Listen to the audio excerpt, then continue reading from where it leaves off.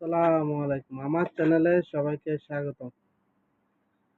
আমাদের দেশে যে অবস্থা চলতেছে, মানে প্রত্যেকদিন দেই আরে, মানে পেপার পত্রিকায় দেই আরে, মানে মানুষ মারা গেছে, এই গেছে, ওই গেছে, মানে কি যে অবস্থা,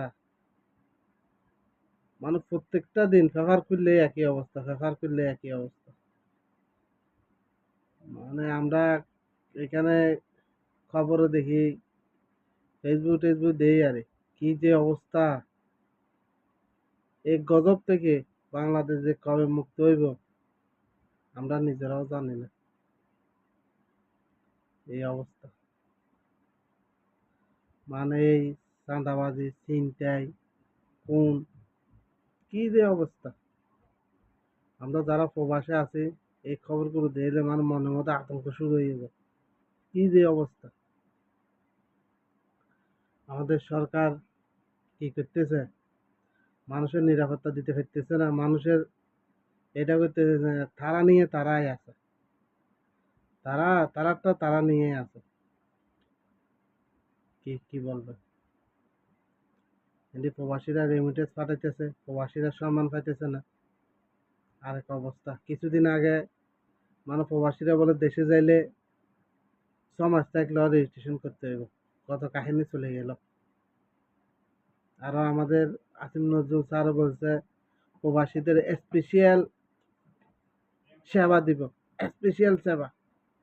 এই এর নমুনা, আরে স্পেশাল আর এই নমুনা।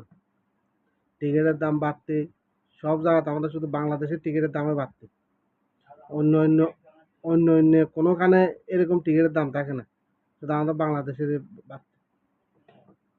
এই সিন্ডিকেট টিন্ডিকেট গুলো ভেঙে দিত, এগুলো তো ভেঙতে পারতেছে না। আর এটা এরা সিন্ডিকেট গুলো এমন শক্তিশালী, এরা যে দলে ক্ষমতায় আসুক, মানে এরা এদের সাথে লেবার চলবে।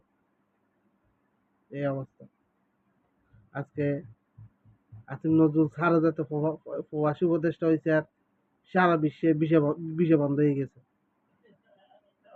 কত কত অবস্থা, হ্যাঁ, কত অবস্থা।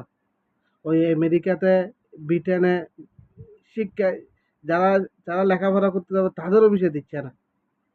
কি যে অবস্থা বাংলাদেশের প্রবাসী বাজারে, মানে তালগুল ফাঁকাই ফেলছে। মানুষ কি করবো, এই অবস্থা। এখন এগুলো আমরা টুকটাক কথা কই আরে, আপনারা যদি আমাদেরকে একটু সাপোর্ট না করেন তাহলে হইতো নি। আপনারা একটু আমাদের সাপোর্ট করেন। আমরা ভাই প্রবাসী, টুকটাক দুটা ভিডিও বানাই রে, যা আপনাদের সাথে একটু তুলে ধরে কি চলতেছে প্রবাসে, কি চলতেছে না। আপনারা একটু আমাদেরকে বেশি বেশি করে সাপোর্ট করবেন।